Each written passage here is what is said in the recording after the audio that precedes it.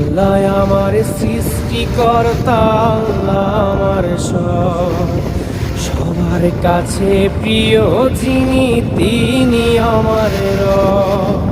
দুনিয়া করব সবাই আল্লাহর ইবাদত, দুনিয়া করব সবাই আল্লাহর ইবাদত।